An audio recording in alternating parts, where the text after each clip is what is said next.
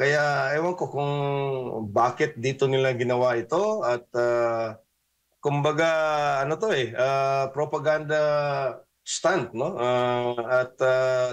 Tayo po, ako po rin ay talagang nagtataka at I'm a bit confused. Kasi nga mayroon na silang ni-roll out daw, in fact that started nga ngayon nga May 1st. Pero magka-conflicting yung mga pahayag, no? COMELEC issued a statement na ang exempted lang daw doon is yung DA, Department of Agriculture. Yung mga LGUs are still covered by the ban on ayuda except for medical and burial assistance, no? So hindi talaga natin alam kung is it against the law or is it permitted? Ano ba? Wala talagang clear definition.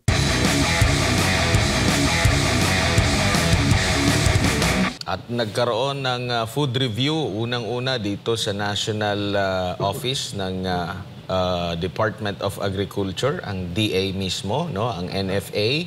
Wala silang ulam noon, sinaing galing mismo sa sako na sinasabing nandun yung NFA na tig-20. Tapos diyan ginawa rin, pero meron na silang barbecue na ulam. Ano pong masasabi nyo dito? Excited ba yung mga Subuanon dito sa 20 pesos na bigas? Pero meron pa rin bang, o meron agam-agam sila dito sa naging hakbang na ito ng ating gobyerno? Well, unang-una, talagang anong tawag dito, no? Parang tinatawanan na lang ng mga Cebuano ang ginawang ito ng gobyerno. At tama ka nga, no? May food review sila. Ewan ko kung mayroon bang rating, ilang stars? 5 stars being the highest, most delicious rice. Anyway, yun na nga, no? Ang magkahalong emosyon, no? Ang pinakita ng mga Cebuano at ako'y kasama na din po noon. Dahil nga talagang klarong-klaro naman na pang-iepal itong ginagawa ng gobyernong bangag ni BBM na ito. At para bang inuuto niya yung mga tao, especially yung mga Cebuanos, no? Of all people, alam naman natin, no, na it's been sa entertainment industry, no, yung Cebuano daw crowd is the most hard to please crowd, no, kahit gaano ka nakasikat, no. Kaya ewan ko kung bakit dito nila ginawa ito at kumbaga ano to propaganda stunt, no. Tayo po, ako po rin ay talagang nagtataka at I'm a bit confused. Kasi nga mayroon na silang ni-roll out daw, in fact that started nga ngayon nga May 1st. Pero magka-conflicting yung mga pahayag, no. COMELEC issued a statement na ang exempted lang daw doon is yung DA, Department of Agriculture.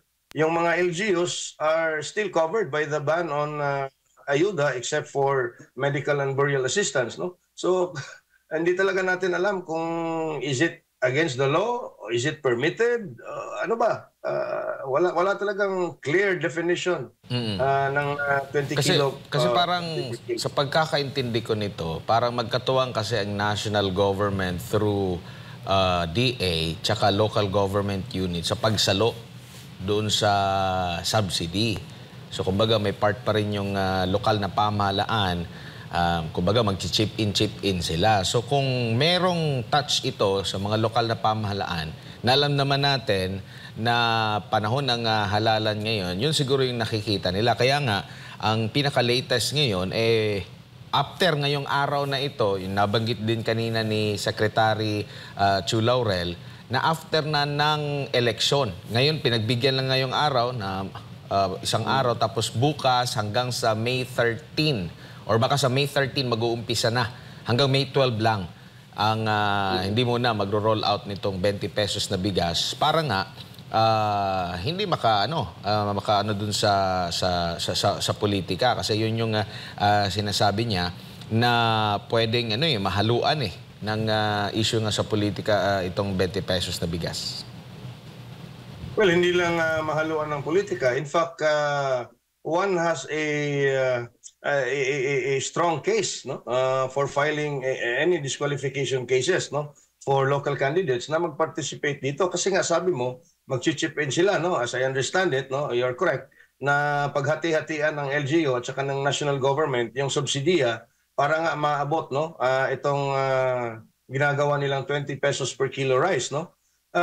Which means na gumagastos pa rin ang local government unit, no? In the form of its share doon sa subsidy para nga sa ayuda program na ito. Technically, it is still in violation of the ban on ayuda projects, no? As far as the election ban is concerned, no? At buti nga't inurong na nila after the elections na daw, May 13. So, kumbaga, parang pakitang gilas ito nila. Pero nagtataka na rin tayo because when they rolled out or when they announced this program, April 23, pumunta pa nga dito ng Patago si BBM, it was also the same day na pinirmahan yung suspension ni Governor Gwen Garcia, no? So talagang very suspect ang mga pangyayari nito, Admar, sa huling nakarang 3-4 na araw dito sa Cebu.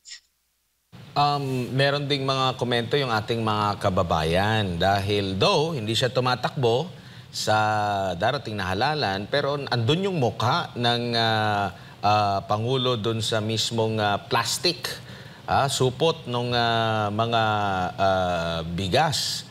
Imbis na, mas okay pa nga siguro kung logo na lang, which is ganyan naman talaga dapat, logo na lang ng Department of Agriculture, ng DSWD, diba? Meron din yan silang ayudahan. Pero parang ano ba, sino bang nagturo nito, si Speaker? Si Speaker, tsaka yung Deputy Speaker na si Frasco, taga-amin.